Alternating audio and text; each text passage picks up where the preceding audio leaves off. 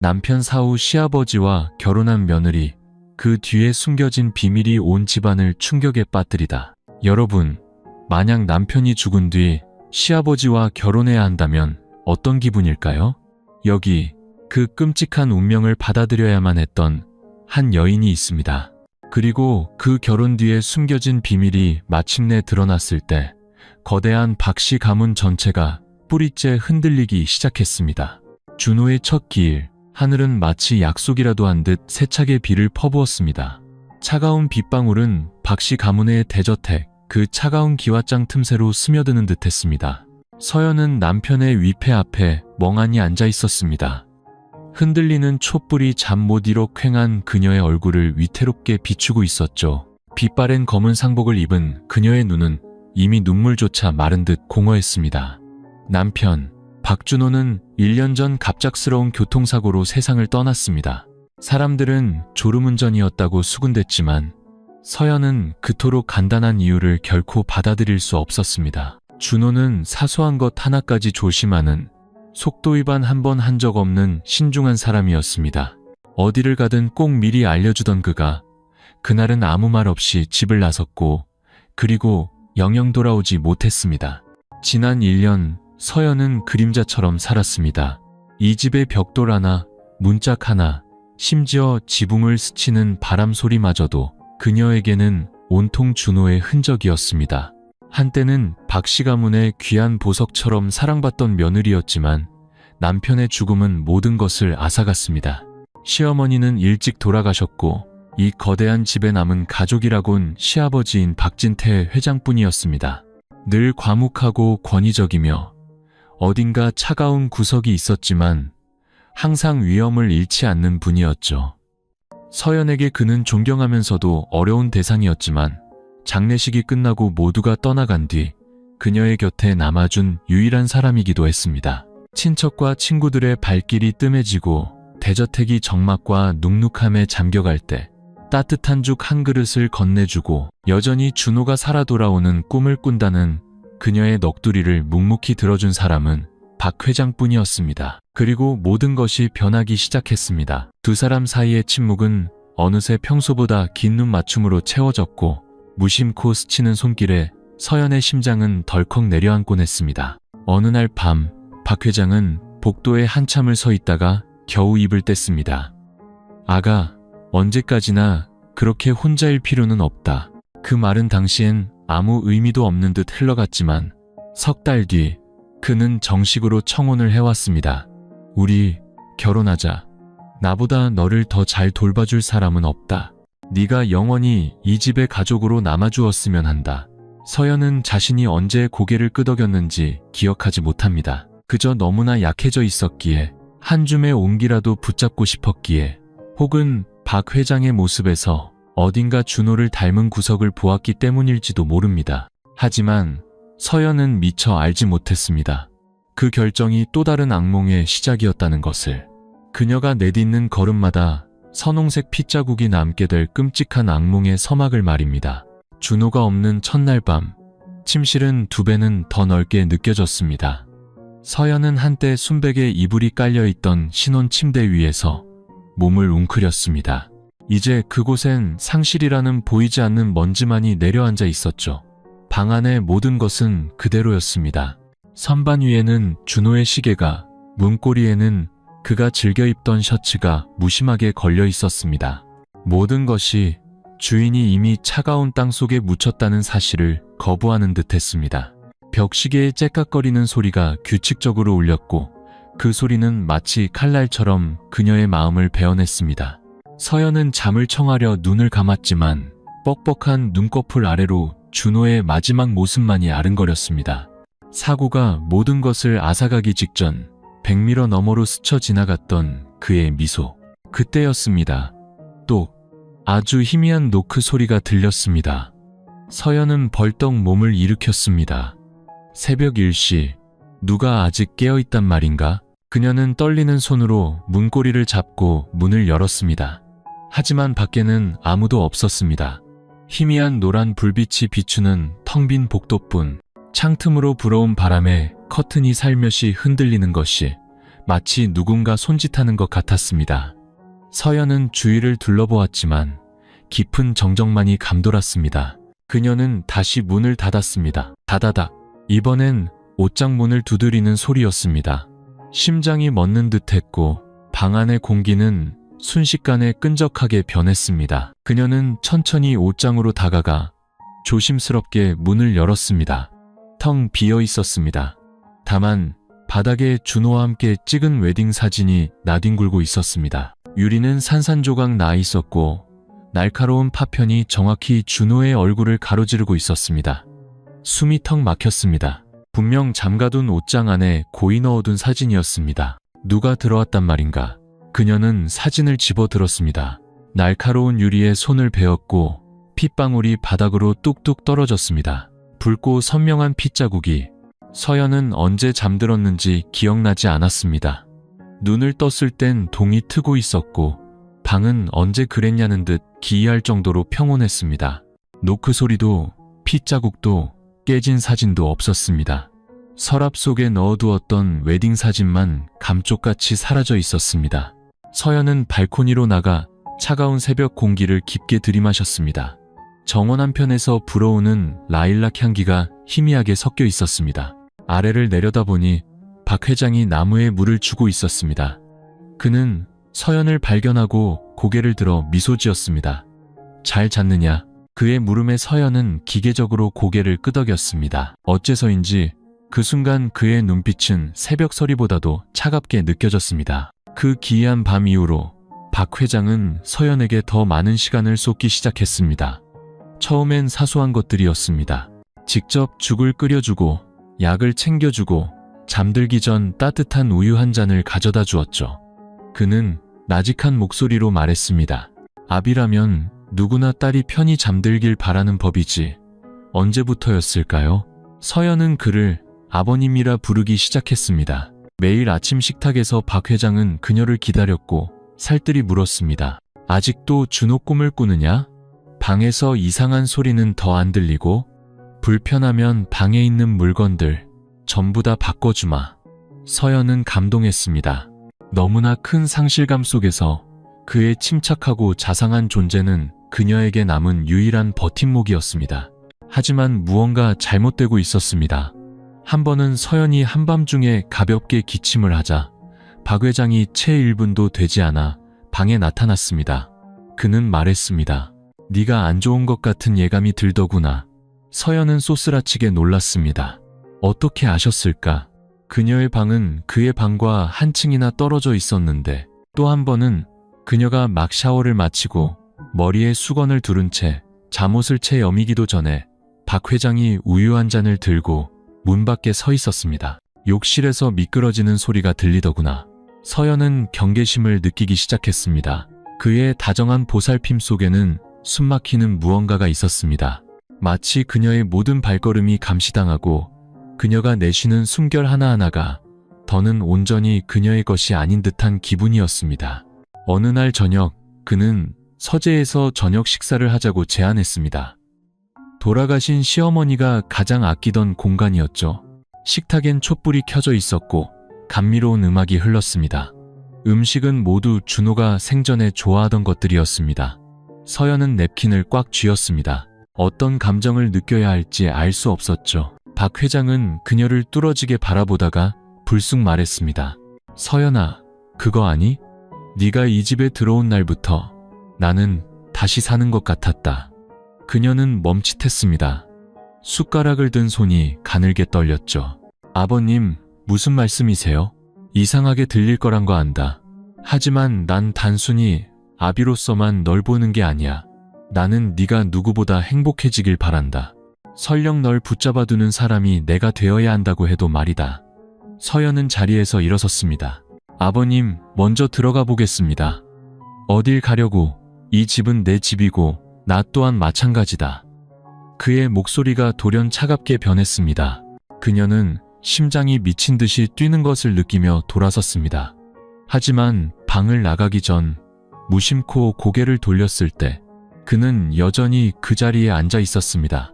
어둠 속에서 번뜩이는 그의 두 눈은 마치 그녀가 아직 이해할 수 없는 무언가를 기다리는 듯했습니다. 그날 밤 서연은 잠을 이룰 수 없었습니다. 사라진 웨딩 사진은 여전히 찾지 못했습니다. 하지만 다음날 아침 사진은 그녀의 침대 머리맡에 다시 나타나 있었습니다. 준호의 얼굴에는 예리한 칼자국이 그어져 있었고 사진 한쪽 구석에는 말라붙은 핏자국이 선명했습니다. 서연은 우연이라고 믿고 싶었지만 본능이 속삭였습니다. 오늘부터 그녀는 더 이상 슬픔에 잠긴 미망인이 아니라고. 그녀는 한때 아버님이라 불렀던 남자가 조종하는 잔혹한 게임의 사냥감이 되었다고 말입니다.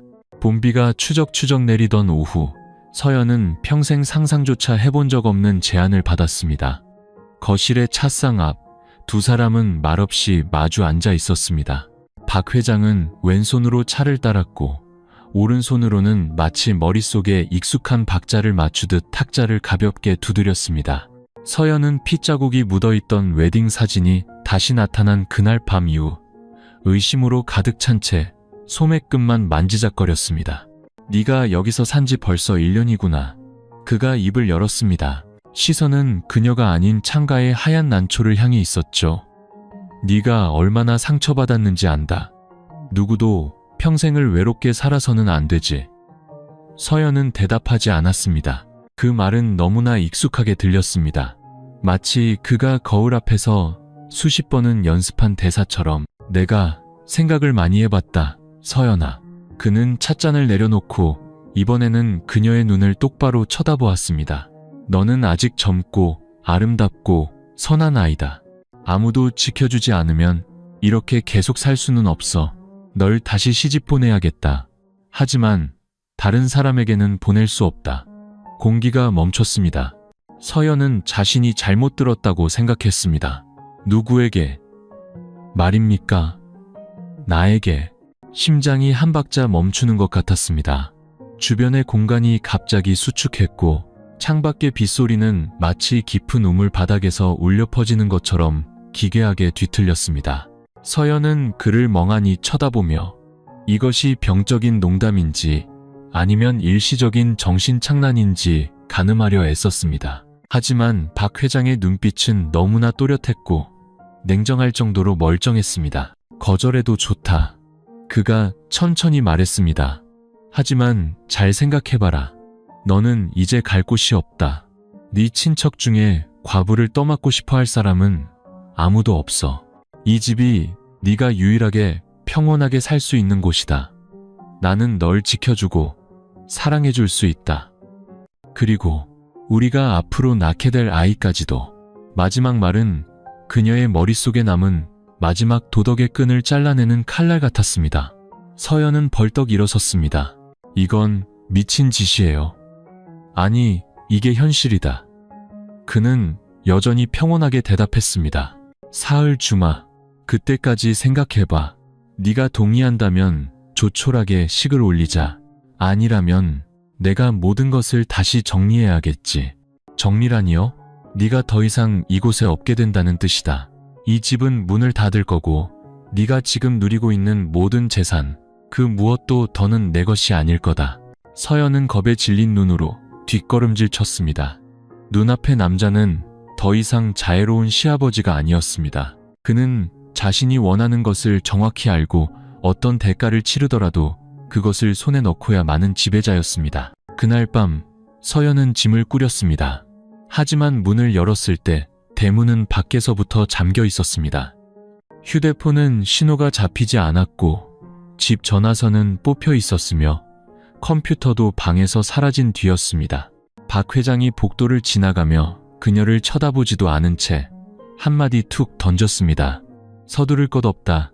사흘 뒤 저녁에 대답을 듣도록 하지. 사흘. 그녀 자신을 두 번째 무덤에 생매장시킬 수도 있는 결정을 내려야 하는 시간. 이번에는 준호의 곁이 아닌 그녀가 겪었던 그 어떤 악몽보다도 더 끔찍한 사람의 곁에서 말입니다. 서연은 순백의 웨딩드레스를 입었습니다. 하지만 이번에는 사랑의 상징이 아니었습니다. 그것은 아름답고 완벽하지만 영혼이 없는 수에 같았습니다. 얇은 화장 아래 그녀의 얼굴은 창백했고 잠 못 이룬 밤들과 내면의 싸움으로 눈가는 움푹 패여 있었습니다. 외부 세계와 완벽하게 단절된 사흘을 보낸 뒤 서연은 한 가지를 명확히 깨달았습니다. 자신에게는 더 이상 선택권이 없다는 것을. 결혼식은 조용히 치러졌습니다. 박 회장의 독단적인 성격을 잘 알고 감히 질문조차 던지지 못하는 몇몇 가까운 친척들만이 참석했을 뿐이었습니다. 화려한 장식도 폭죽도 웃음소리도 없었습니다. 오직 침향과 촛불, 그리고 3층짜리 대저택을 가득 메운 얼음장 같은 정적만이 존재했습니다. 마치 저택의 벽돌 한 장 한 장까지도 숨을 죽인 채 의식이라는 가면을 쓴 비극을 지켜보는 듯 했습니다. 거실로 들어서며 서연은 고개를 들어 앞에 서 있는 남자를 똑바로 쳐다보았습니다. 박 회장은 검은 정장 차림에 머리를 단정히 빗어 넘겼고 그의 깊은 눈은 마치 비상식적인 결혼식이 아닌 평범한 가족 모임에 참석한 것처럼 평온했습니다. 그가 그녀의 손을 잡고 가볍게 쥐었습니다. 다 괜찮아질 거다. 그는 마치 열병에서 막 깨어난 어린아이를 안심시키듯 속삭였습니다. 서연은 대답하지 않았습니다. 주례사의 축사를 들었지만 한 단어도 이해할 수 없었습니다. 모든 것이 연극처럼 그녀가 어쩔 수 없이 주연을 맡게 된 병적인 희극처럼 흘러갔습니다. 혼인신고서의 서명이 이어졌습니다. 서연의 필체는 펜을 쥔 손 자체에 의해 짓눌린 듯 떨렸습니다. 그녀는 박 회장의 이름 옆에 나란히 놓인 자신의 이름을 보았습니다. 두 사람, 두 세대, 두 관계. 이제는 종이 한 장으로 연결된 그들의 이름은 종신형 선고문과 다를 바 없었습니다. 식이 끝난 후 박 회장은 그녀를 새로운 방으로 데려갔습니다. 그녀의 옛방도 준호의 방도 아니었습니다. 저택 깊숙한 곳, 지난 10년간 굳게 잠겨있던 방이었습니다. 여긴 준호 엄마 방이다. 그의 목소리는 바람처럼 스산했습니다. 그 사람이 바로 이곳에서 세상을 떠났지. 나는 오랫동안 이 방을 그대로 두었다. 서연은 몸서리를 쳤습니다. 방 안은 먼지로 뒤덮여 있었고 희미한 불빛 아래 모든 가구들이 그대로 놓여 있었습니다. 빛바랜 책들, 낡은 거울, 누렇게 변색된 국화자수 이불. 그녀는 주위를 둘러보았습니다. 마치 누군가 커튼 뒤에 서서 자신의 모든 움직임을 지켜보는 듯한 기분이었습니다. 밤이 깊어지고 서연은 눈을 크게 뜬 채 침대에 누워 있었습니다. 잠을 이룰 수 없었죠.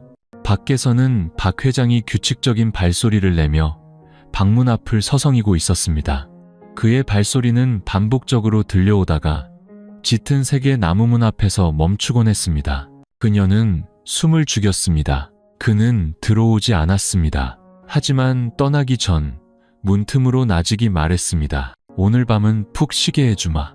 내일부터는 나를 진짜 남편으로 받아들여주길 바란다. 문은 여전히 닫혀 있었지만 서연은 이제 자신에게 도망칠 곳이 없다는 것을 똑똑히 알았습니다. 그리고 시어머니가 죽음을 맞이했던 바로 그 방이 이제는 그녀 자신의 신방이 되어버렸다는 것을. 결혼식 후 서연은 공식적으로 박 회장의 아내가 되었습니다. 하지만 그것을 새로운 삶이라 부른다면 금으로 도금된 감옥에서 다시 태어났다고 말하는 것과 다르지 않았습니다. 박 회장은 그녀를 진짜 아내처럼 대하기 시작했습니다. 살뜰히 보살피고 대화를 나누고 저택 정원을 함께 산책했으며 때로는 마치 그녀가 진짜 안주인이라도 되는 듯 오랜 사업 파트너와의 저녁 식사 자리에 그녀를 동석시키기도 했습니다. 모든 것이 너무나 완벽해서 오히려 비현실적으로 느껴졌습니다. 옛 시어머니의 방에서의 첫날 밤, 서연은 잠들지 못했습니다. 그녀는 벽에 등을 기댄 채 베개를 꽉 끌어안고 방구석의 낡은 거울을 뚫어지게 쳐다보았습니다. 거울은 흐릿했지만 스쳐 지나갈 때마다 자신의 등 뒤에 흰색 실크 잠옷을 입은 여인의 그림자가 미동도 없이 서 있는 것이 어렴풋이 보였습니다. 사흘째 밤, 평온은 깨지기 시작했습니다.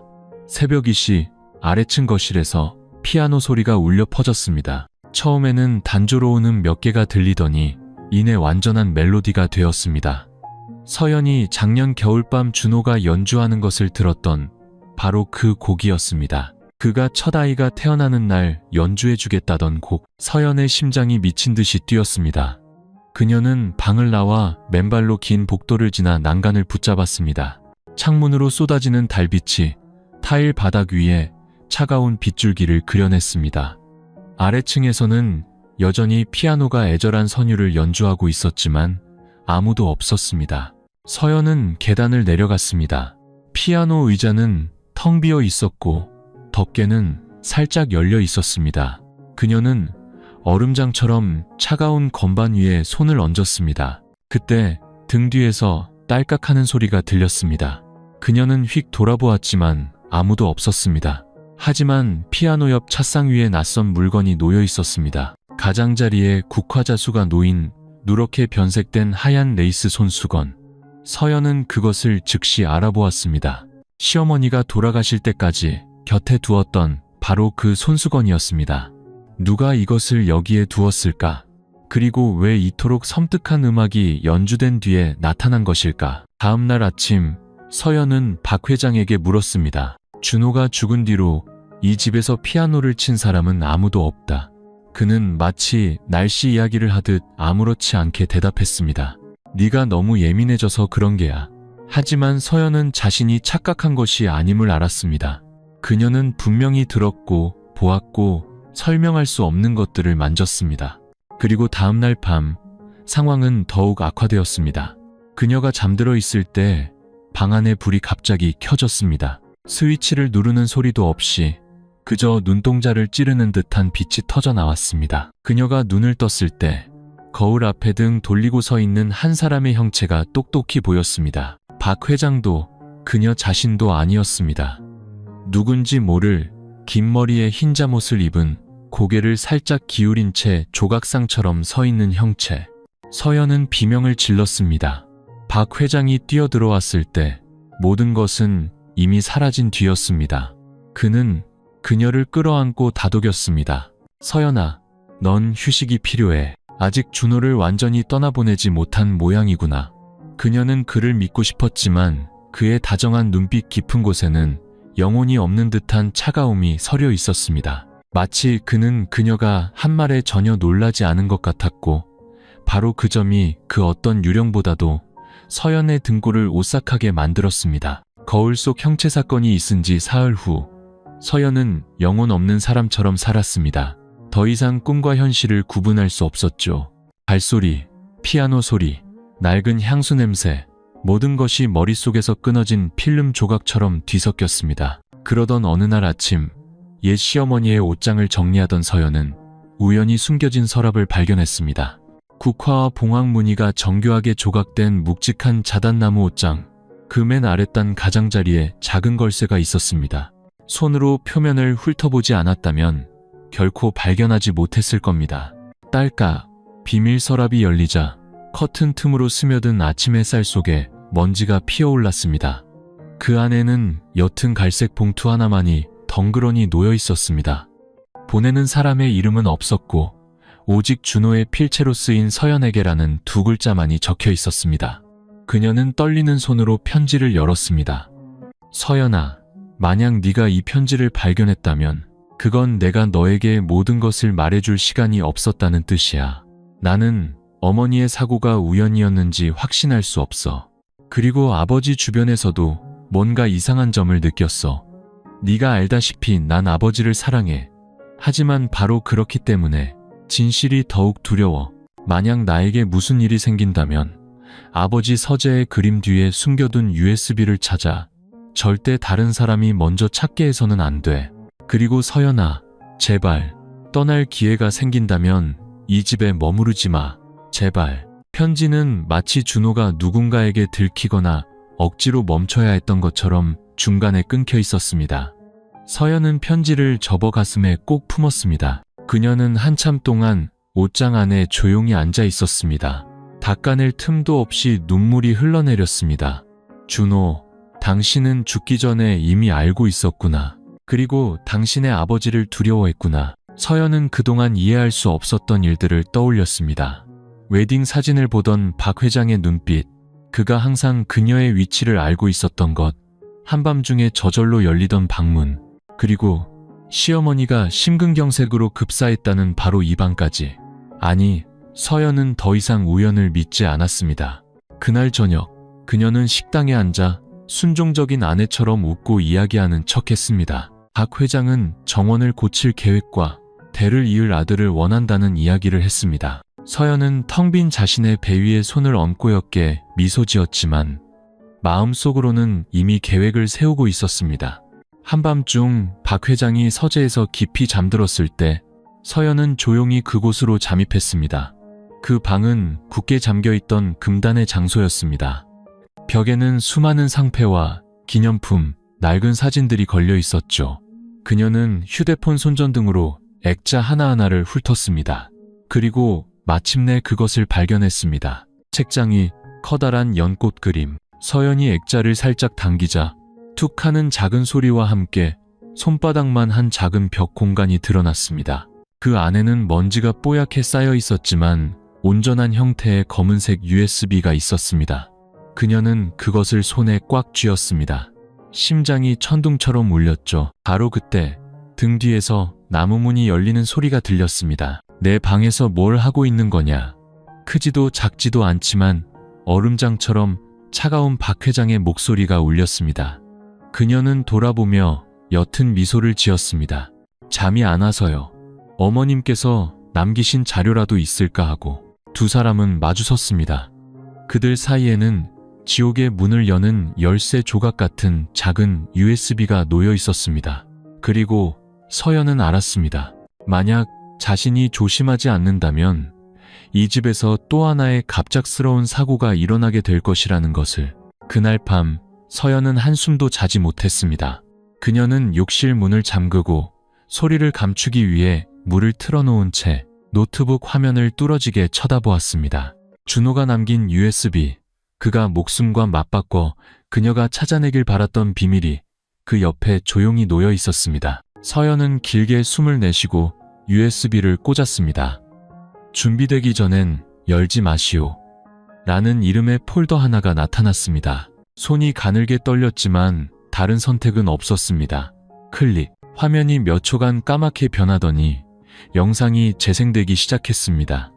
화질은 흐릿하고 흔들렸지만 영상 속 인물은 분명 준호였습니다. 그는 차 안에 앉아 긴장한 표정으로 계속해서 백미러를 살폈습니다. 만약 네가 이걸 보고 있다면 그건 내가 더 이상 널 지켜줄 방법이 없다는 뜻이야. 서연아, 우리 아버지는 네가 생각하는 그런 사람이 아니야. 난 아버지를 우상처럼 여겼고 어머니가 돌아가신 뒤에 유일한 버팀목이라고 믿었어. 하지만 나중에 알게 됐지. 아버지는 모든 걸 통제하려 해. 심지어 어머니의 죽음까지도.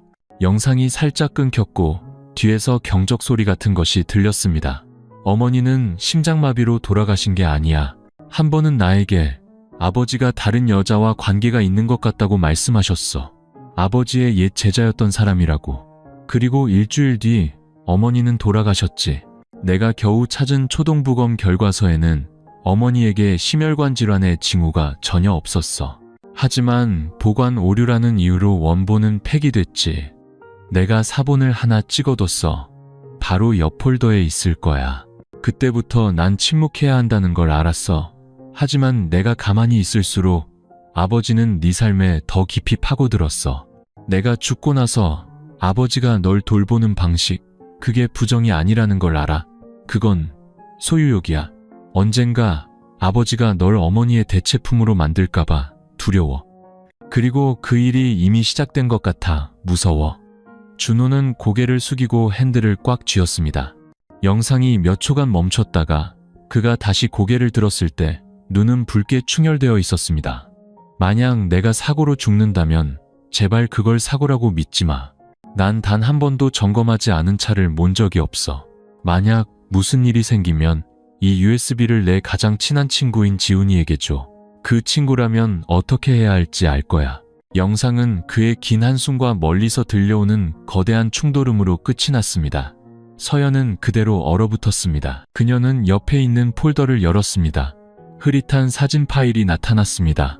고인, 이수진, 준호 어머니의 부검 결과서였습니다. 마지막 주석란에는 이렇게 쓰여 있었습니다. 관상동맥 경화나 혈관 손상 발견되지 않음. 사망 원인 미상. 그리고 스캔본 하단, 서연의 심장을 미친 듯이 뛰게 만든 작은 디테일. 검열 도장이 지워지고 그 위에 손글씨로 쓰인 글자. 내부 확인 완료. 종결. 내부라는 것은 가족 중 누군가 혹은 막강한 권력을 가진 자가 개입했다는 뜻이었습니다. 서연은 노트북을 닫고 마치 마지막 남은 방패인 양 가슴에 꼭 끌어안았습니다. 문 밖에서는 느리고 묵직한 발걸음 소리가 들려왔습니다. 서연아, 무슨 일이냐? 왜 문을 잠그고 그래? 박 회장의 목소리는 비단처럼 부드러웠지만 그 아래에는 이제 그녀가 너무나도 똑똑히 느낄 수 있는 날카로운 가시가 숨겨져 있었습니다. 서연은 황급히 눈물을 닦고 일어나 거울 속 자신을 보았습니다. 얼굴은 초췌했지만 눈빛에는 무언가 변해 있었습니다. 문 저편에 서 있는 남자에 대한 마지막 믿음이 산산조각 난 흔적이었습니다. 그녀는 이제부터 자신이 내딛는 모든 걸음, 내뱉는 모든 말이 깊은 심연 위에서 외줄타기를 하는 것과 같으리라는 것을 알았습니다. 박 회장은 더 이상 단순한 남편이 아니었습니다. 그는 자신의 아내를 죽였고 어쩌면 자신의 아들까지 죽인 살인자였기 때문입니다. 박씨 집안에서 가장 오래 일한 가사도우미 오 여사는 서연이 이전까지는 결코 신경 써본 적 없는 희미한 존재였습니다. 그녀는 온화하고 말이 없었으며 늘 이 거대한 저택의 공기처럼 조용히 자신의 일을 했습니다. 하지만 시어머니와 준호의 죽음에 대한 의심이 싹트자 서연은 깨달았습니다. 만약 누군가 무언가를 목격하고도 감히 말하지 못했다면 그 사람은 바로 오 여사일 것이라고. 그날 오후 박 회장이 손님을 맞으러 외출한 사이 서연은 오 여사가 낡은 이불을 정리하고 있는 지하 창고로 조심스럽게 내려갔습니다. 희미한 노란 불빛이 그녀의 주름진 얼굴을 비추자 마치 낡은 사진 속에서 걸어 나온 사람처럼 보였습니다. 아주머니, 서연이 목이 메인 목소리로 불렀습니다. 준호 씨, 어머님에 대해 여쭤볼 게 있어요. 오 여사의 손이 멈칫했고 수건 하나가 바닥으로 떨어졌습니다. 그녀의 눈에는 경계심이 역력했습니다. 사모님 일은 왜요? 그저 수진 어머님께서 어떻게 돌아가셨는지 진실을 알고 싶어요. 오 여사는 아주 오랫동안 침묵했습니다. 아무 말도 하지 않을 것만 같았죠. 하지만 이내 그녀는 서연을 작은 의자에 앉히고 떨리는 손으로 그녀의 손을 꼭 잡았습니다. 마치 부서져가는 기억의 조각을 붙잡으려는 듯이. 사모님, 방에서 돌아가신 건 맞아요. 하지만 그때 저희 중 누구도 들어가지 못했어요. 회장님만 빼고요. 회장님이 문을 걸어 잠그고는 사모님이 정신을 잃으셨으니 안정이 필요하다고 하셨죠. 1시간쯤 뒤에 저를 불러 의사를 부르라고 하셨지만 그때 사모님은 이미 몸이 차갑게 식어 있었어요. 서연은 마른 침을 삼켰습니다. 이상한 점은 없었나요? 있었어요. 오 여사는 망설였습니다. 그 전에 부부 싸움 소리를 들었어요. 밤 11시가 다 된 시간이었는데 아주 크게 싸우셨죠. 사모님이 소리치셨어요. 내가 전부 다 말해버릴 거야. 당신, 더는 이렇게 거짓말하며 살 수 없어. 서연은 몸서리를 쳤습니다. 하지만 다음날 아침 모두들 사모님이 심장마비로 돌아가셨다고 했어요. 누구도 감히 다시 묻지 못했죠. 회장님은 권위가 있고 입이 무거우신 분이고 그때 준호 도련님은 완전히 무너져 내렸으니까요. 오 여사는 고개를 숙였습니다. 준호 도련님이 한 번은 저에게 부검 결과에 대해 물어본 적이 있어요. 제가 도와드릴 순 없었지만 그게 병원으로 정식 발송되지 않았다는 건 알아요. 회장님이 내부적으로 처리했다고 하셨거든요. 그럼 준호 씨가 죽던 날은요? 서연이 거의 떨리는 목소리로 물었습니다. 오 여사는 그녀의 눈을 똑바로 쳐다보았습니다. 처음으로 무언가 애원하는 듯한 눈빛이었습니다. 아가씨, 도련님이 사고 나기 이틀 전에 저에게 전화를 했어요. 만약 자신에게 무슨 일이 생기면 침대 및 서랍 구석에 숨겨둔 열쇠를 꼭 가지고 있어 달라고요. 그게 무슨 뜻인지 몰라서 감히 꺼내지도 못했어요. 서연은 숨을 참았습니다. 그 열쇠, 아직 거기 있나요? 한 번도 건드리지 않았어요. 원하시면 제가 안내해 드릴게요. 바로 그날 밤, 오 여사는 조용히 서연을 준호의 옛방으로 데려갔습니다. 침대 밑은 한때 두 사람이 낡은 결혼 선물 상자를 숨겨두던 곳이었습니다. 지금은 먼지와 마치 무언가를 돌려 뺀 듯한 작고 둥근 흠집만이 남아 있었습니다. 오 여사가 떨리는 손으로 젓가락 끝을 이용해 살짝 후비자 나무 조각 하나가 튀어나왔고 그 안에서 준호가 좋아하던 파란색 실에 묶인 작은 열쇠가 모습을 드러냈습니다. 서연은 그것을 쥐었습니다. 차가운 전율이 등골을 타고 흘렀습니다. 알겠어요. 그녀가 속삭였습니다. 그 사람은 준비하고 있었던 거예요. 그리고 제가 모든 걸 밝혀낼 거예요.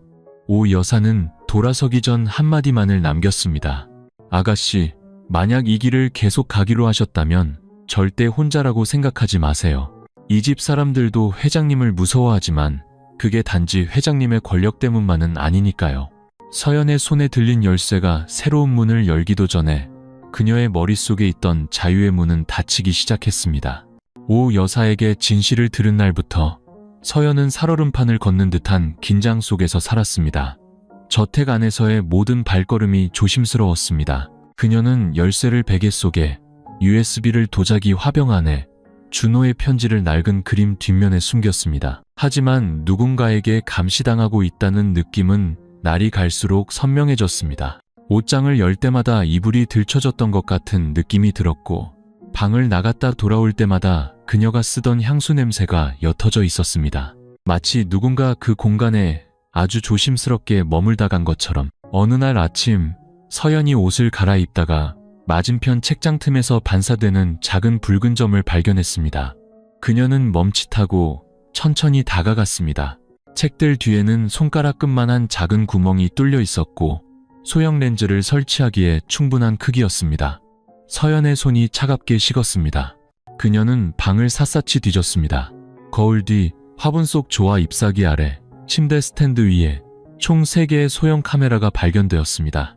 너무나 정교하게 숨겨져 있어 주의 깊게 보지 않으면 누구도 알아차릴 수 없을 정도였습니다. 그녀의 방에 자유롭게 드나들 수 있는 유일한 사람, 그건 박 회장일 수밖에 없었습니다. 서연은 분노를 억누르고 조용히 카메라를 하나씩 떼어내 수건에 싼 뒤 그가 거의 가지 않는 복도 밖 수납장에 숨겼습니다.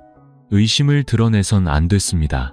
시간이 더 필요했습니다. 그날 오후 주방에서 일하는 아주머니와 함께 저녁을 준비하던 서연은 슬쩍 떠보았습니다. 아주머니, 요즘 집에 무슨 공사 같은 거 했어요?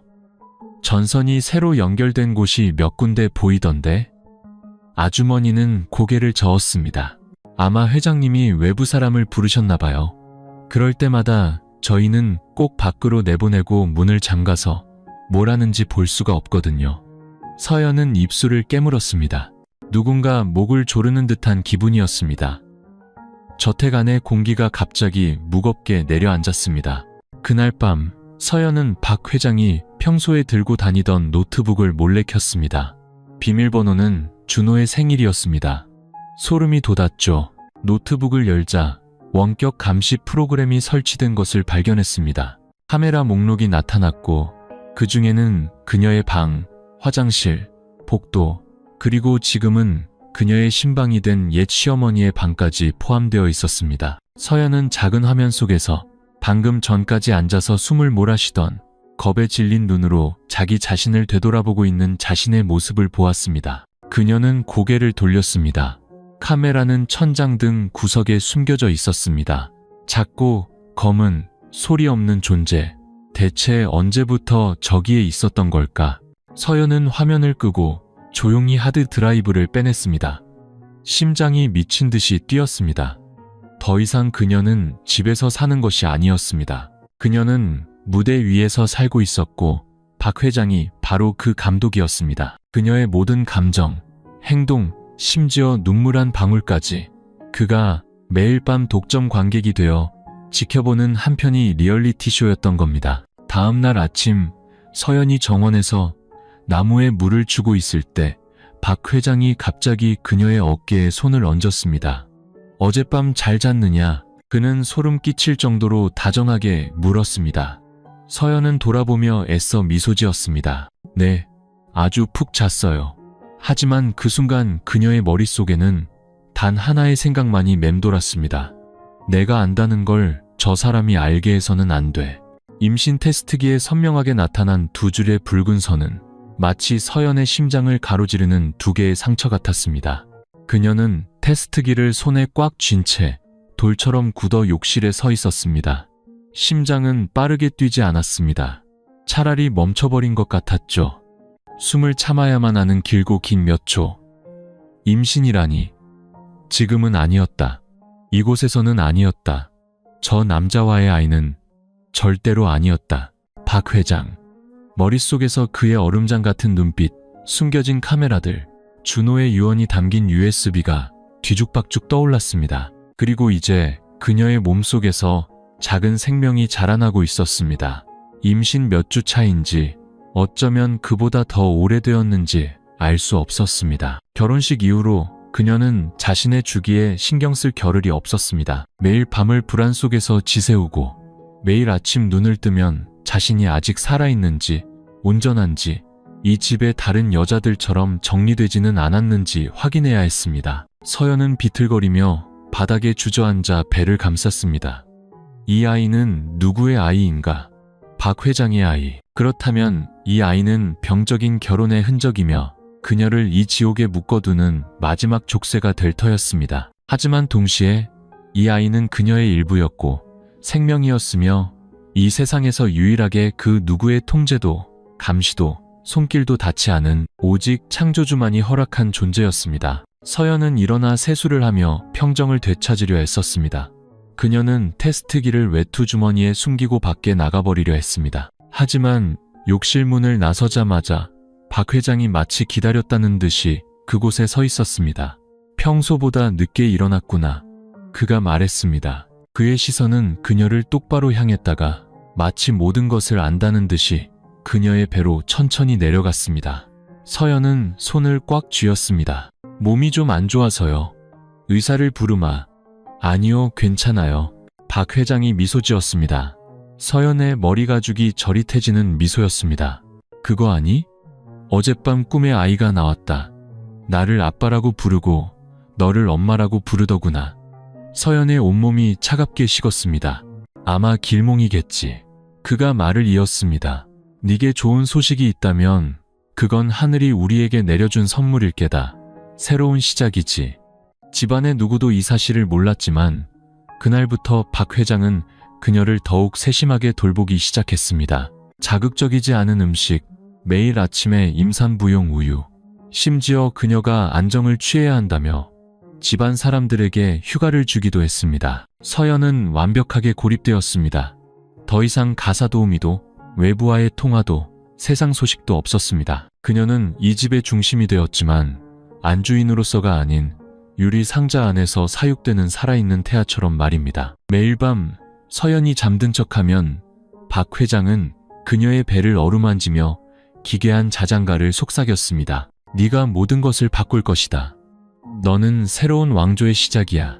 그 누구도 너를 네 아비에게서 빼앗아가지 못하게 할 것이다. 서연은 미동도 없이 누워 있었습니다. 눈물이 눈가를 타고 흘러 베개를 적셨습니다. 이 아이, 뱃속의 이 아이는 아직 드러나지 않은 범죄에 살아있는 증거였습니다. 하지만 동시에 마지막 희망이기도 했습니다. 살아남는다면 서연은 아이를 지키기 위해 모든 것을 할 것입니다. 그리고 만약 그녀가 탈출에 성공한다면 이 아이는 그녀가 싸워야 할 가장 큰 이유가 될 것입니다.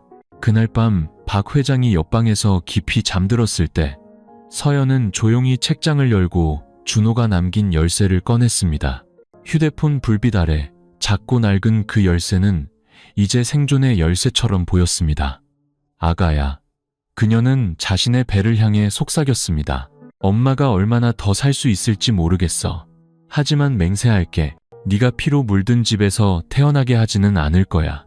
그리고 그 순간부터 서연은 더 이상 꼭두각시가 아니었습니다. 그녀는 어머니였고 어머니는 결코 항복하지 않는 존재였습니다. 서연은 자신이 박 회장에 대해 모든 것을 안다고 생각했습니다. 본명 박진태, 직업은 기업가이자 여러 계열사를 거느린 그룹의 회장, 15년 전 사별, 가족으로는 외아들 준호, 그녀의 죽은 남편, 모든 것이 권력 있는 남자가 가져야 할 깨끗한 이력서처럼 명확했습니다. 지하의 낡은 창고, 한때 고급 와인과 도자기를 보관하던 곳의 바닥 밑에 숨겨진 낡은 나무 상자에서 낡은 사진 한 장을 발견하기 전까지는 말입니다. 사진은 빛이 바랬지만 그 속의 얼굴은 틀림없었습니다.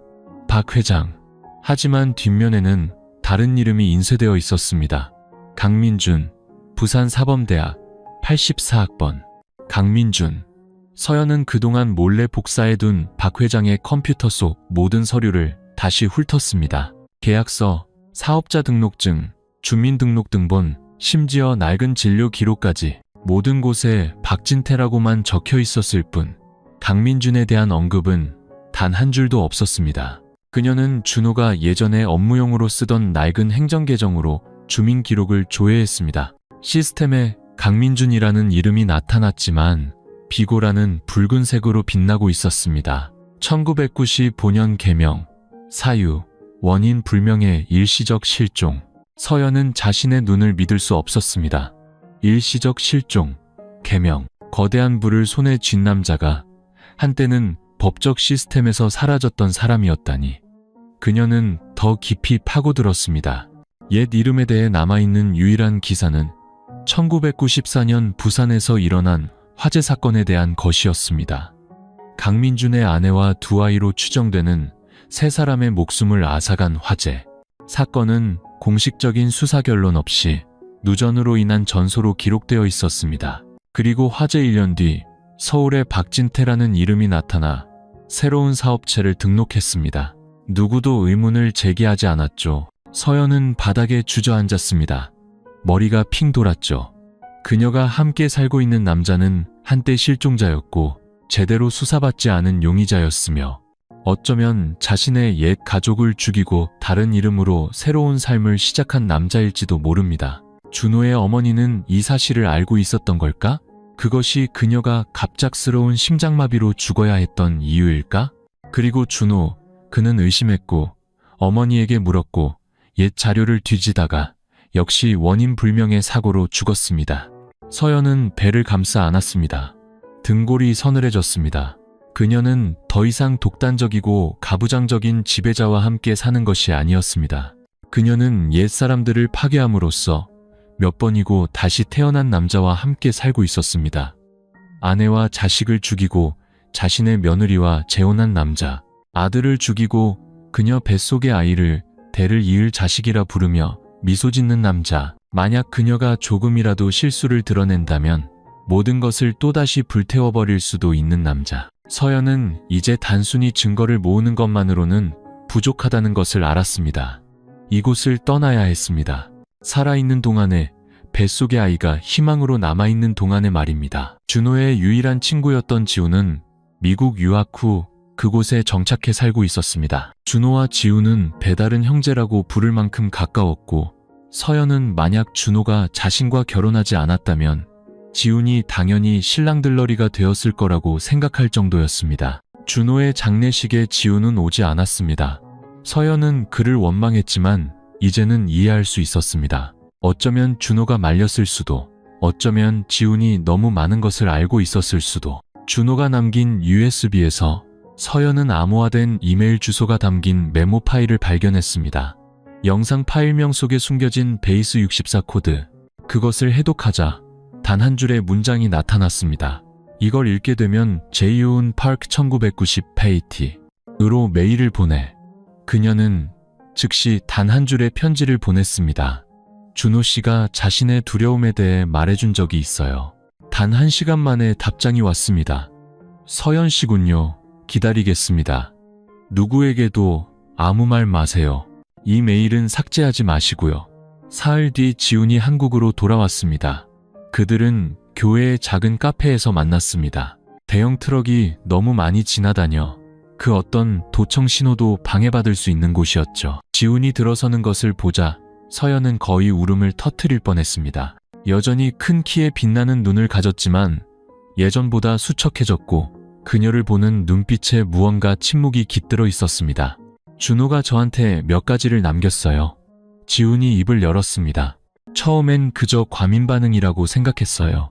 하지만 이제 와서 미안해요. 더 일찍 돌아오지 못해서. 서연은 주머니에서 데이터를 복사해둔 USB를 꺼냈습니다. 그녀는 모든 것을 털어놓았습니다. 카메라, 한밤중의 목소리, 임신, 그리고 박 회장의 진짜 정체까지. 지우는 놀라는 기색이 없었습니다. 그 사람의 옛 이름에 대해 알고 있었어요. 그가 나직이 말했습니다. 강민주는 대학 강사였고 아내와 두 아이가 있었죠. 부산 화재 사건 이후로 흔적도 없이 사라졌어요. 국제 시스템을 뒤지고 나서야 1년 뒤 한국에서 개명한 사실을 알아냈죠. 그럼 자기 처자식을 죽였다는 건가요? 서연이 목이 메어 물었습니다. 증거는 없어요. 지훈이 망설였습니다. 하지만 화재로 온 가족을 잃은 사람이 정의를 되찾기 위해 신원을 유지하는 대신 이름을 바꿨다면 무슨 뜻인지 알겠죠.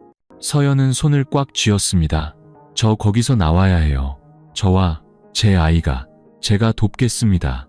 지훈이 그녀의 눈을 똑바로 쳐다보았습니다. 하지만 계획대로 해야 해요. 우리는 단순히 도망치는 게 아니라 이 판 전체를 뒤집어야 합니다. 그렇지 않으면 그는 또 다른 곳으로 가서 또 다른 며느리와 결혼하고 또 다른 아이를 낳을 거예요. 이 반복은 절대 끝나지 않을 겁니다. 서연은 순간 몸서리를 쳤습니다. 찰나의 순간 그녀는 다른 장소에서 새로운 이름과 새로운 이력서를 가진 박 회장이 또 다른 무고한 여인과 그녀의 뱃속에 있는 아이와 함께 있는 모습을 상상했습니다. 그 사람 목소리, 제가 녹음할 수 있어요. 그녀가 속삭였습니다. 제가 자는 줄 알고 항상 혼잣말을 하거든요. 지훈이 고개를 끄덕였습니다. 아는 수사관에게 연락해 볼게요. 하지만 서연 씨, 그녀는 그를 쳐다보았습니다. 아무도 믿지 마세요. 당신이 믿었던 사람조차도요. 서연은 몇 초간 얼어붙었습니다. 그 경고는 박 회장이 내가 이 아이의 아버지가 될 것이다 라고 말했을 때보다도 더 그녀를 소름 돋게 만들었습니다. 지훈이 그녀의 어깨에 손을 얹었습니다. 낭떠러지로 떠내려가는 사람을 붙잡는 듯 가벼운 손길이었습니다. 우리가 이길 수 있어요. 하지만 마치 지고 있는 것처럼 싸워야 합니다. 그리고 그 순간부터 서연은 게임이 시작되었음을 알았습니다. 하지만 그녀가 미처 알지 못했던 것은 USB가 사라졌다는 사실을 깨달은 또 다른 누군가가 있다는 것이었습니다. 오늘따라 저택은 이상할 정도로 고요했습니다. 종소리도 새소리도 심지어 커튼을 스치는 바람 소리조차 들리지 않았습니다. 시간마저 숨을 죽인 듯 공기는 무겁게 가라앉아 있었습니다. 서연은 평소와 같이 정해진 시간에 식당으로 들어섰습니다. 하지만 이곳에 산 이래 처음으로 그녀는 펑퍼펑한 인부복을 입지 않았고 고개를 숙이지도 박 회장이 먼저 말을 걸기를 조용히 기다리지도 않았습니다. 그녀는 흰색 원피스를 입고 있었습니다. 낡은 웨딩드레스를 짧게 수선한 단순하고 단정하지만 어딘가 차가운 느낌을 주는 옷이었습니다. 머리는 높게 틀어 올렸고 시선은 정면을 향했습니다. 그녀는 그의 맞은편에 앉았습니다. 박 회장은 신문에서 고개를 들었고 아주 미세했지만 서연이 알아챌 수 있을 정도로 잠시 멈칫했습니다. 오늘따라 예쁘게 차려입었구나. 그가 차를 한 모금 마시며 웃었습니다. 무슨 날인가? 아니요. 서연이 호수처럼 잔잔한 목소리로 대답했습니다. 그저 제 역할에 맞는 옷을 입어야 할 것 같아서요. 무슨 역할? 아내로서의 역할이요. 그녀는 고개를 들어 그의 눈을 똑바로 쳐다보았습니다. 그리고 세간의 말에 따르자면 아버님의 막내딸 역할일 수도 있겠네요. 갑자기 두 사람 사이에 깨진 유리 조각처럼 날카로운 침묵이 내려앉았습니다. 박 회장은 찻잔을 내려놓았습니다. 그의 눈빛에는 더 이상 온기가 없었습니다. 분노도 당황도 아닌 오직 단 하나, 경계심. 지금 무슨 말을 하는 거냐, 서연아. 그가 아주 나직이 물었습니다. 그녀가 미소 지었습니다. 아버님께서 언제까지 연기를 하실지 궁금해서 시험해 본 것뿐이에요. 그의 눈빛에 찰나의 흔들림이 스쳐 지나갔습니다. 마치 누군가 그의 가슴에 칼을 꽂았다가 뺀 것 같았지만 찌르기 위해서가 아닌 위협하기 위해서인 것처럼. 무엇을 읽었느냐? 충분하지는 않아요. 서연이 배 위에 손을 얹으며 대답했습니다. 하지만 제가 더 이상 사람이 아닌 존재와 함께 살고 있다는 걸 알기에는 충분하죠. 박 회장은 자리에서 일어나 그녀의 등 뒤로 걸어왔습니다. 서연은 고개를 돌리지 않았습니다. 마치 사냥꾼의 일격을 기다리는 사냥감처럼 가만히 앉아 있었습니다. 네가 아주 똑똑한 줄 아는구나. 그가 더 이상 다정하지 않은 목소리로 속삭였습니다. 그 조각을 너에게 준 건 지훈이 그놈이렸다? 그놈이 돌아왔나 보군. 그럴 수도 있죠. 그녀가 천천히 대답했습니다. 아니면 아버님의 과거에서 온 다른 사람일 수도 있고요. 그는 주먹을 꽉 쥐었습니다. 뼈마디가 으스러지는 소리가 들렸습니다. 너는 지금 불장난을 하고 있는 게야, 서연아. 그녀는 자리에서 일어나 그와 마주섰습니다. 처음으로 고개를 숙이지도 의존하지도 두려워하지도 않은 채. 아니요, 저는 아주 잘 알고 있어요. 그녀는 식탁 위에 작은 녹음기 하나를 올려놓았습니다. 옷핀에 숨겨져 있던 식사 내내 그녀가 지니고 있던 것이었습니다. 붉은 녹음 표시등이 여전히 깜빡이고 있었습니다.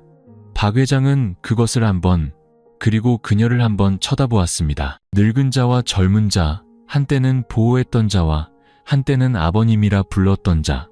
두 사람의 시선이 허공에서 부딪혔습니다. 내놔. 그의 목소리는 더 이상 제한이 아니었습니다.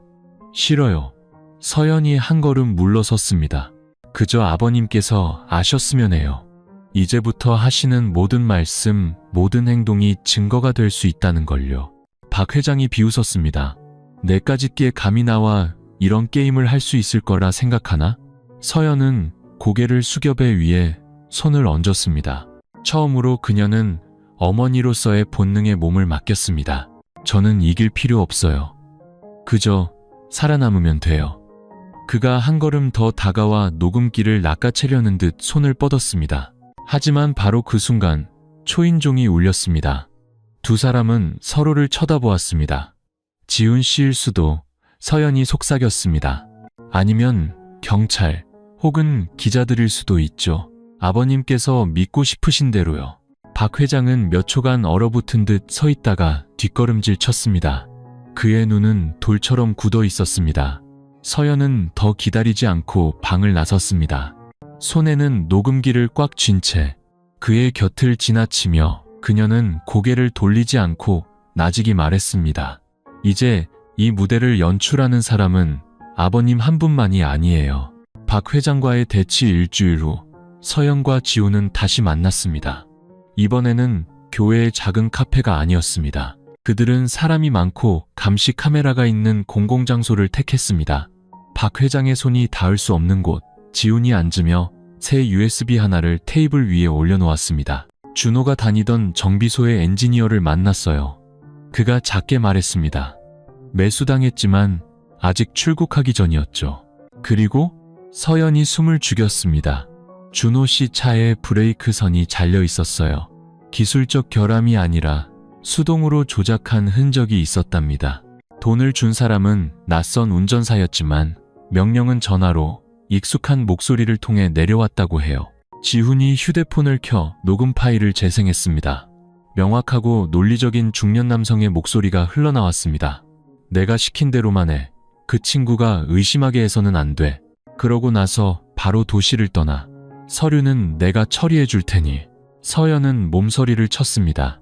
그 목소리는 그녀에게 너무나 익숙했습니다. 매일 밤 그녀의 귓가에 속삭이던 바로 그 목소리였기 때문입니다. 박 회장. 지훈은 그녀의 눈빛이 변하는 것을 보고 고개를 끄덕였습니다. 이제 의심의 여지가 없어요. 그가 준호를 죽였어요. 서연은 그대로 굳어버렸습니다. 가슴에서 뜨거운 것이 울컥 치밀어 올랐습니다. 남편이 죽은 뒤 그가 건넸던 모든 말, 함께했던 모든 식사, 어깨를 다독여주던 모든 손길이 이제는 소리 없는 칼날이 되어 심장을 찔렀습니다. 어떻게 할 거죠? 그녀가 물었습니다. 아는 수사팀에 증거를 보냈어요.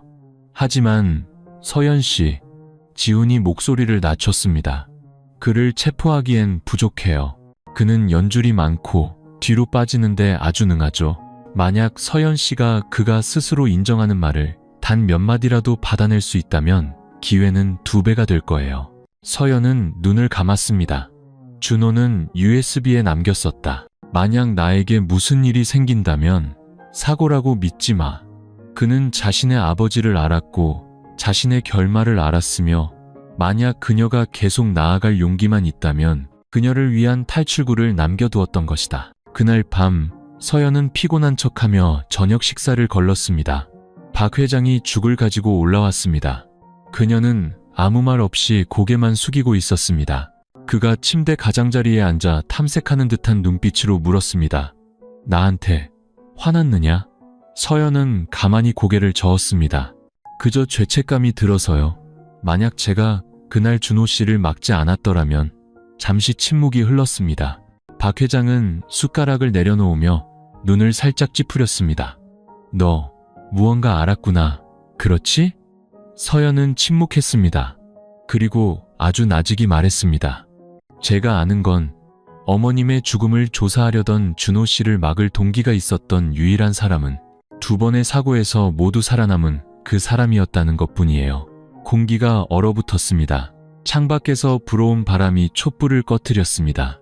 어둠 속에서 박 회장이 나직이 한숨을 쉬었습니다. 준호는 제 어미를 너무 닮았어. 의심이 많고 따지기 좋아하고 정의 따위가 실제로 존재한다고 믿었지. 서연은 목이 메어왔습니다. 누군가 가슴을 꽉 조이는 것 같았죠. 너도 마찬가지다. 그가 말을 이었습니다. 하지만 너는 더 영리하지. 언제 침묵해야 하는지 아니까. 그녀는 침대 스탠드를 켰습니다. 부드러운 불빛 아래 작은 녹음기가 조용히 깜빡이고 있었습니다. 박 회장은 일어나 옷깃을 바로잡고는 고개를 돌려 말했습니다.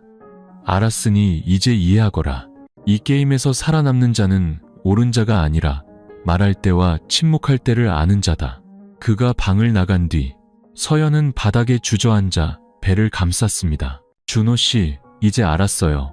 당신의 죽음이 헛되지 않게 하겠다고 맹세해요. 박 회장의 모호한 자백을 녹음하는 데 성공한 밤 이후 서연은 마지막 퍼즐 조각 하나만이 부족하다는 것을 알았습니다. 시어머니 이수진을 죽음으로 몰고 간 무언가.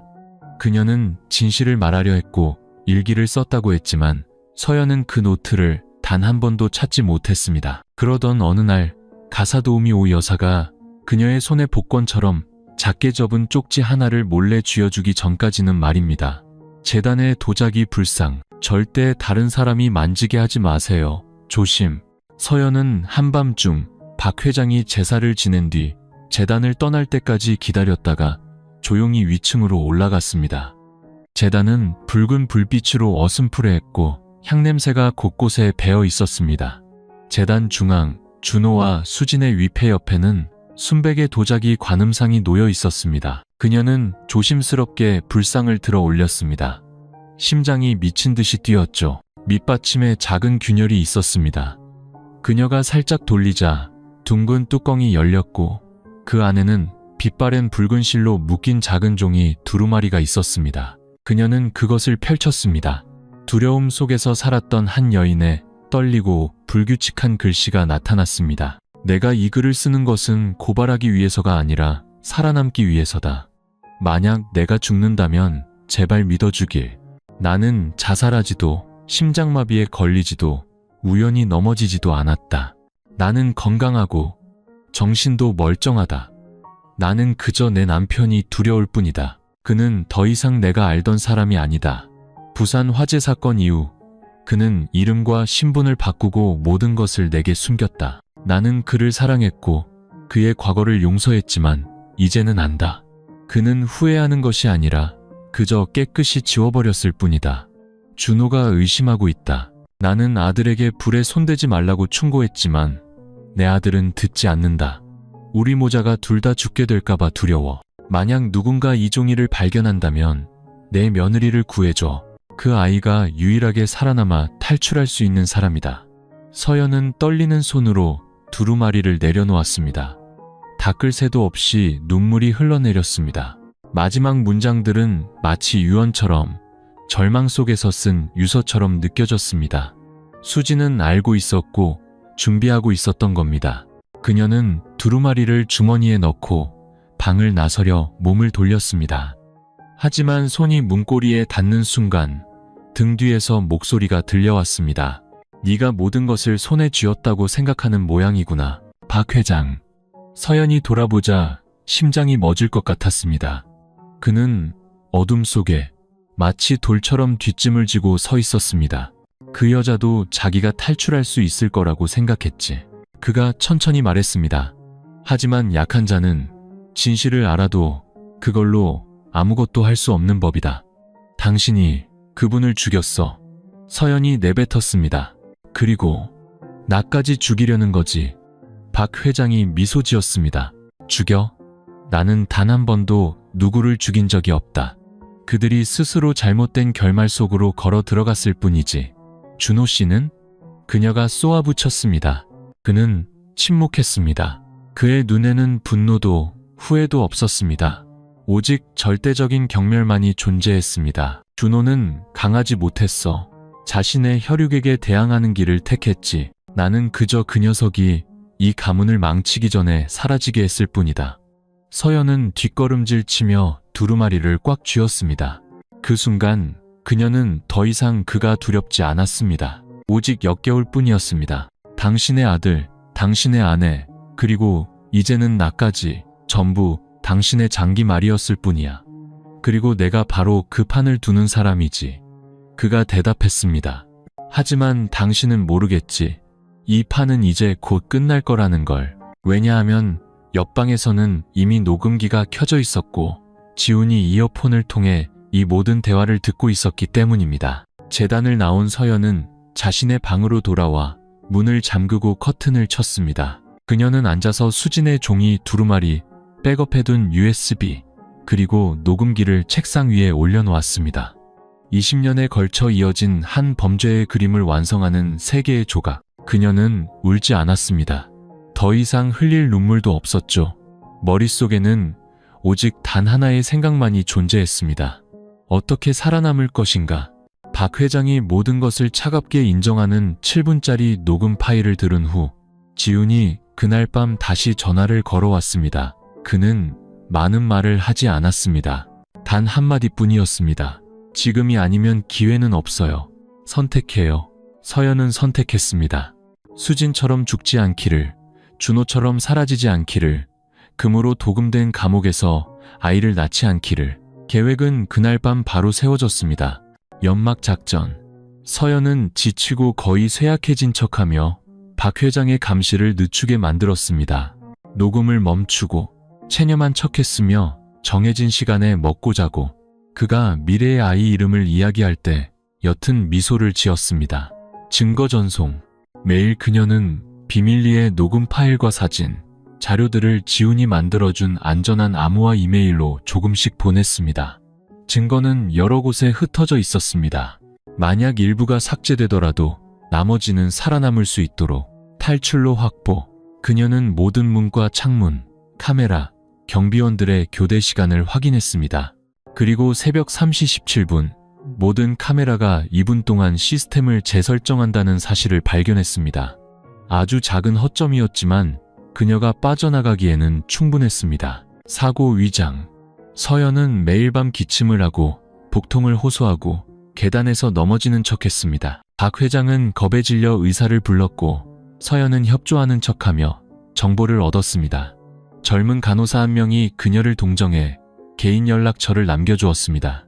준비물. 거실 소파 밑에 작은 배낭을 숨겼습니다. 준호의 금고에 있던 낡은 현금, 영양제, 물, 예비 휴대폰, 그리고 박 회장이 그토록 숨기려 했던 모든 것이 담긴 외장하드. 토요일 밤, 서연은 지훈이 준비되었다는 것을 알았습니다. 정원 뒤편, 잔디를 깎을 때만 여는 작은 문이 있는 곳에서 차가 기다리고 있을 것이었습니다. 밤 10시 43분, 서연은 낡은 연극의 한 장면처럼 박 회장의 와인잔에 수면제를 탔습니다. 그는 미소 지으며 술을 마셨습니다. 이제야 착해졌구나. 밤 11시 55분, 그는 비틀거리기 시작했고 끊어지는 문장들을 내뱉었습니다.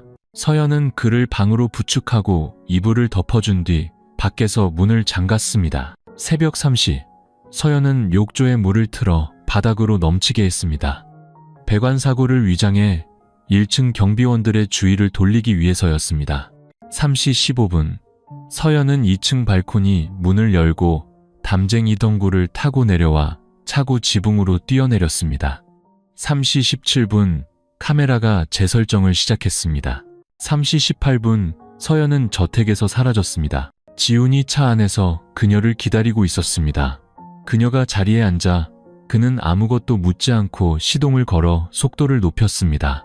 서연의 손에는 배낭이 들려 있었습니다. 그 배낭 안에는 준호의 아이가, 한 가문의 진실이, 그리고 아주 오랜만에 그녀가 자유롭게 들이마실 수 있는 공기가 담겨 있었습니다. 하지만 그녀는 박 회장이 가만히 있지 않을 것을 알았습니다.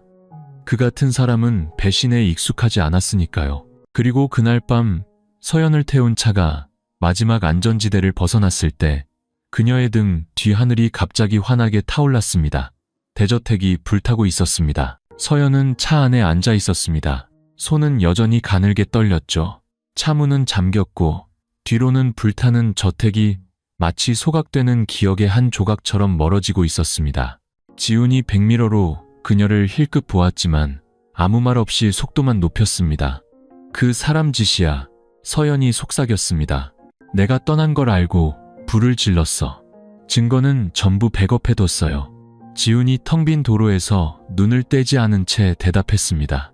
하지만 만약 그가 집의 흔적을 깨끗이 지웠다면 다음 단계로 넘어갈 거예요.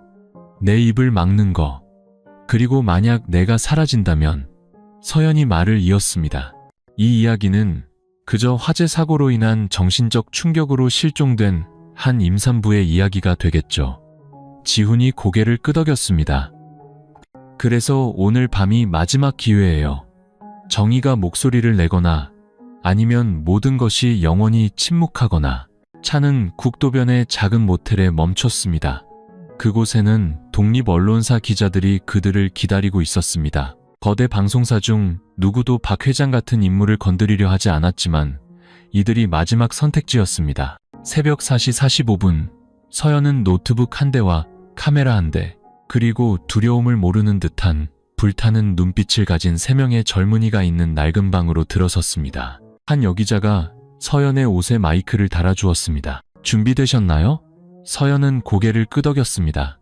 눈에는 눈물이 고였지만 표정은 단호했습니다. 녹취록이 생중계로 공개되었습니다. 준호와 수진의 사진, 개명 서류, 부검 결과, 사본, 그리고 박 회장이 차갑게 말하던 최신 녹음 파일. 준호는 강하지 못했어. 자신의 혈육에게 대항하는 길을 택했지. 나는 그저 그 녀석이 이 가문을 망치기 전에 사라지게 했을 뿐이다. 카메라 뒤에서 기자의 목소리가 떨렸습니다. 정말 그 시간 동안 지옥 속에서 사셨던 건가요? 서연이 렌즈를 똑바로 쳐다보며 말했습니다. 저는 무대 위에서 살았습니다. 그리고 오늘 밤 저는 그 무대를 불태웠습니다. 생방송이 막 끝나자 지훈의 휴대폰이 울렸습니다. 문자 메시지 한 통, 충분한 증거를 확보했습니다. 서연 씨는 내일 아침 수사본부로 출석해 주시기 바랍니다. 임시로 긴급 경호를 배치할 수 있습니다.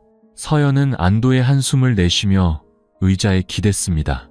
자신이 이렇게까지 멀리 올 수 있을 거라고는 생각도 못했습니다. 하지만 바로 그때 모텔 밖에서 사이렌 소리가 울렸습니다. 번호판 없는 검은색 SUV 한 대가 정문 앞에 멈춰섰습니다. 지훈이 창문으로 달려갔습니다. 누가 따라온 건가요? 기자가 겁에 질려 물었습니다. 따라온 게 아니야. 서연이 단호하게 일어섰습니다. 살아있는 마지막 퍼즐 조각을 지우러 온 거지. 그들은 흩어졌습니다. 서연은 주방 통로를 통해 지하로 안내되었습니다. 그녀가 막 자리를 떠나자 회색 정장을 입은 한 남자가 정문을 두드렸습니다. 물어볼 필요도 없이 서연은 누군가 이 무대의 마지막 막을 내리러 왔다는 것을 알았습니다. 새벽 5시 9분 서연은 교회 근처의 안전가옥으로 옮겨졌고 사복 경찰들이 밖을 지켰습니다. 6시 정각 SNS에 생방송 영상이 퍼지기 시작했습니다. 며느리, 시아버지, 개명, 범죄라는 키워드가 실시간 검색어를 장악했습니다. 6시 이후 외신들이 가세했습니다. 그리고 붉은 여명이 동쪽 하늘에서 솟아오를 무렵 박 회장은 사라졌습니다. 박 회장이 저택 화재로 사망했다는 소식은 바이러스처럼 빠르게 퍼져나갔습니다.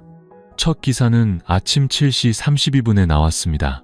박진태 회장, 화재 후 실종, 사망 추정, 시신도, 정부의 공식 확인도 없었습니다. 하지만 10m가 넘는 불길과 멀리서 찍힌 흐릿한 영상만으로도 언론은 그가 죽었다고 믿기에 충분했습니다. 서연은 경호실에 앉아 뉴스 계정들이 떠들썩하게 토론하는 생방송 화면에서 눈을 떼지 못했습니다. 지우는 차갑게 식은 커피를 든 채 옆에 서 있었습니다. 그가 말했습니다. 이제 그는 유령 같은 존재가 됐어요. 산 것도 죽은 것도 아니죠. 하지만 모든 걸 끝낼 방법은 단 하나뿐이에요. 서연이 돌아보았습니다. 가짜 장례식. 하지만 진짜여야만 하는 명예의 고별식. 사흘 뒤 박진태 회장의 추도식이 한 고급 컨벤션홀에서 열렸습니다. 유족 대표라는 명목으로 지훈이 직접 주관했습니다. 모든 것이 실제 행사처럼 준비되었습니다. 흰 국화, 검은 액자 속 엄숙한 박 회장의 영정사진, 향로, 그리고 주주, 파트너, 옛 동창들과 절대적으로 충성했던 이들을 포함한 조문객 명단까지. 서연은 검은 상복을 입고 지훈과 함께 나타났습니다. 얼굴은 평온했지만 눈빛은 얼음장처럼 차가웠습니다. 추도식은 엄숙하게 진행되었습니다. 유족의 추도사가 이어질 차례에 지훈이 단상 위로 올라갔습니다. 저희는 오늘 한 분의 아버지, 한 분의 지도자를 추모하기 위해서만이 아니라 한 번도 공개된 적 없는 진실의 일부를 나누기 위해 이 자리에 모였습니다. 그는 잠시 멈추고 기술팀에게 녹음 파일을 재생하라는 신호를 보냈습니다. 홀 안에 음성이 울려 퍼졌습니다. 준호는 강하지 못했어. 자신의 혈육에게 대항하는 길을 택했지. 나는 그저 그 녀석이 이 가문을 망치기 전에 사라지게 했을 뿐이다. 홀 전체가 술렁였습니다. 몇몇은 고개를 저었고 다른 이들은 옆 사람과 수군거리기 시작했습니다. 이어서 서연이 도자기 불상에서 찾은 수진의 편지 내용이 낭독되었습니다. 만약 내가 죽는다면 제발 믿어주길. 나는 자살하지 않았다. 나는 내 남편이 두려웠다. 나는 그저 내 아들과 며느리가 살기를 바랐을 뿐이다. 웅성거림이 파도처럼 커졌습니다. 앞줄에 앉아있던 한 노신사가 벌떡 일어났습니다. 말도 안 돼. 박 회장님은 그런 분이 아니야. 서연이 앞으로 나섰습니다. 그녀는 1995년 개명 신청서 사본을 꺼내 들었습니다. 화면에 강민준, 박진태로 개명, 사유, 원인 불명의 실종이라는 글자가 떠올랐습니다. 이어서 시어머니의 부검 결과서, 1994년 화재 사건 파일, 준호의 차브레이크선 조작 보고서가 차례로 나타났습니다. 증거 하나하나, 진실 한 줄 한 줄이 아직 죽지 않은 자의 제단 위에 놓인 섬뜩한 촛불처럼 떠올랐습니다. 마지막으로 서연이 마이크를 잡았습니다. 그녀의 목소리는 떨림없이 명확했습니다. 박 회장님은 죽지 않았습니다. 하지만 제가 제 아들과 아내, 그리고 어쩌면 그 이전의 가족까지 죽인 사람의 곁에서 잠들고 있었다는 사실을 발견한 날, 그는 제 마음속에서 이미 죽었습니다. 그녀는 홀 안을 둘러보았습니다. 오늘은 박 회장님의 장례식이 아닙니다. 침묵의 장례식입니다. 알면서도 고개를 숙였던 사람들, 잘못된 곳에 존경을 바쳤던 사람들의 장례식입니다. 아무도 일어나 반박하지 않았고 아무도 자리를 뜨지 않았습니다. 오직 숙여진 시선들만이 존재했습니다. 명예로운 장례식이 진실 그 자체에 의해 산채로 매장당하고 있었습니다. 바로 그날 밤 추도식 영상이 SNS를 통해 퍼져나갔습니다. 박진태의 며느리 서연, 가짜 장례식에서 충격적 진실 폭로. 경찰은 저택 화재 사건을 재수사하기 시작했습니다. 특별수사팀이 강민준의 과거가 묻혀있던 부산으로 파견되었고 어둠 속 어딘가에 있던 박 회장 또한 자신의 장례식을 다시 보고 있었습니다. 그의 손이 떨렸습니다. 분노 때문이 아니었습니다. 처음으로 자신의 본 모습이 그대로 드러났기 때문이었습니다. 가짜 장례식 사흘 뒤 전국에 수배령이 내려졌습니다. 박진태 혹은 강민준은 살인, 신분 위조, 그리고 30년에 걸친 여러 사건의 증거인멸이라는 세 가지 주요 혐의로 기소되었습니다. 박씨그룹의 주주들은 즉시 자금을 회수했고 은행 계좌는 동결되었습니다. 한때 권력의 상징이었던 대저택은 이제 3D 스캐너로 현장을 복원 중인 잿더미로 변해 있었습니다. SNS는 들끓었습니다. 박 회장의 자백이 담긴 녹음 파일이 걷잡을 수 없이 퍼져나갔고, 외신들은 1994년 부산 화재 사건을 재조명하기 시작했습니다. 강민준의 아내와 두 어린 자녀의 의문사는 이제 모든 범죄의 서막으로 여겨졌습니다. 하지만 그는 아직 잡히지 않았습니다. 박 회장은 유령처럼 사라져버렸습니다. 국경에서 몇 시간 떨어진 작은 마을, 머리가 희끗하고 수염이 덥수룩한 한 남자가 위조 신분증으로 여인 숙방을 빌렸습니다. 그는 누구와도 접촉하지 않고 조용히 살았습니다. 그저 창가에 몇 시간이고 앉아 카메라도 기억도 서연도 없는 앙상한 숲을 바라볼 뿐이었습니다. 하지만 그는 한 가지를 잊고 있었습니다. 저주받은 영혼조차도 진실로부터는 도망칠 수 없다는 것을. 어느 이른 아침 그의 방문이 거칠게 열렸습니다.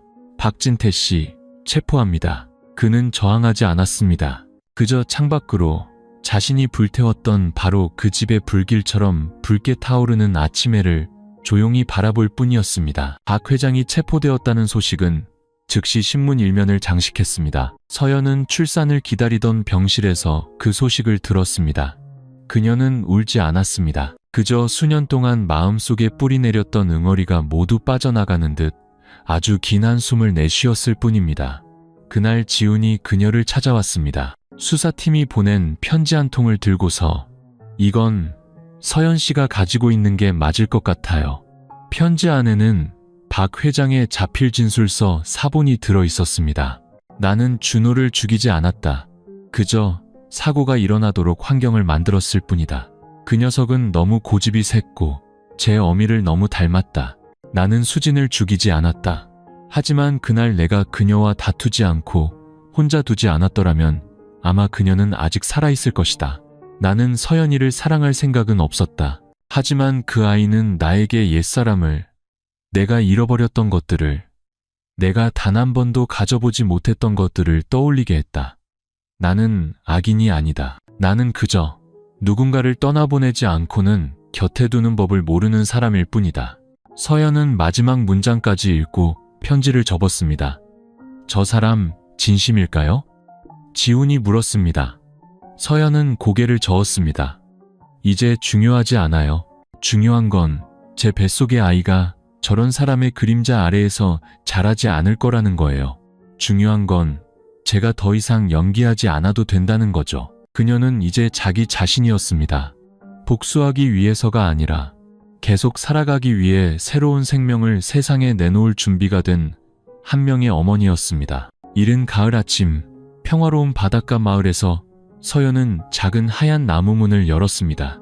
눈앞에는 푸릇푸릇한 잔디밭과 옅은 색의 나무 울타리, 그리고 저 멀리 어둠 따위는 본 적도 없다는 듯 반짝이는 바다가 펼쳐져 있었습니다. 그녀의 품에는 생후 6개월이 채 안 된 사내아이가 얇은 담요 속에서 곤히 잠들어 있었습니다. 아이의 머리카락은 검고 부드러웠고 입술은 살짝 벌어져 있었습니다.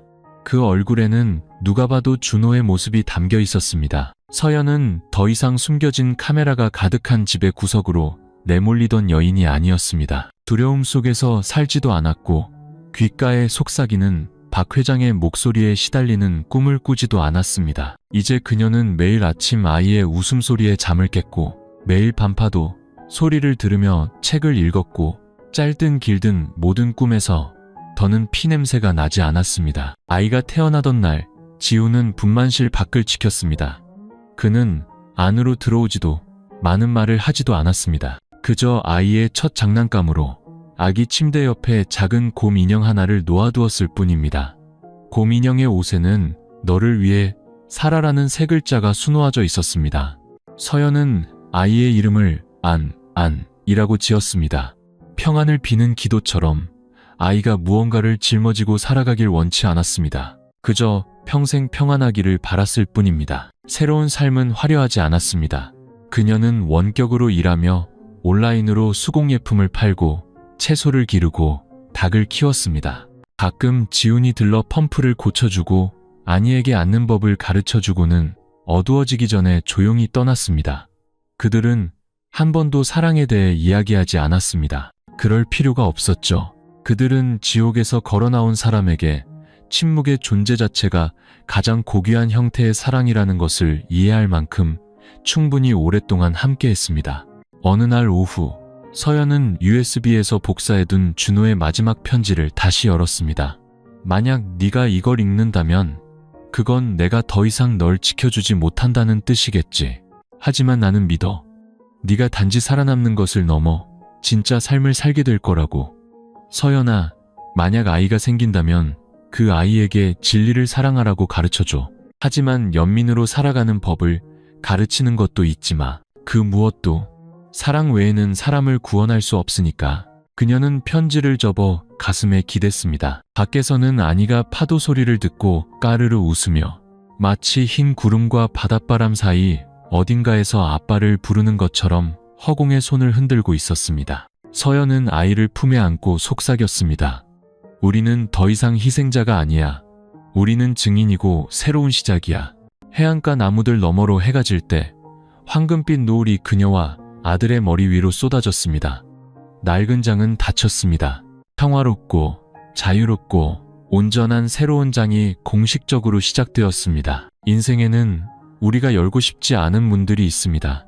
하지만 일단 열고 나면 다시는 되돌아갈 수 없죠. 서연의 이야기는 단지 잔인한 남자로부터의 탈출기가 아닙니다. 그것은 한 평범한 여인이 두려움을 통과하고 양심을 지키고 마침내 자기 자신을 위해 살기로 선택하는 여정입니다. 어둠이 아버지나 남편의 모습을 할 수 있는 세상에서 빛은 때로 우리 자신의 내면에서 아픔을 알지만 물러서지 않는 심장에서 비롯됩니다.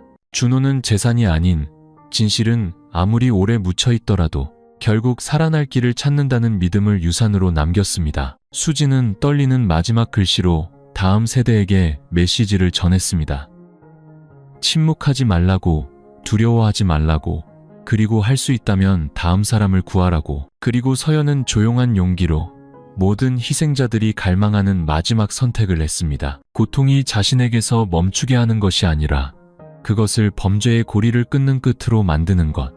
이 이야기는 단순하지만 깊은 교훈을 남깁니다. 때로는 살아남는 것 자체가 전쟁이지만 올바르게 사는 것이야말로 진정한 승리라는 것을. 그리고 만약 당신이 서연이 그랬던 것처럼 깊은 밤 속에 있다면 부디 믿으십시오. 당신이 비록 떨면서라도 한 걸음을 내딛는 한 빛은 반드시 당신을 찾아올 것입니다.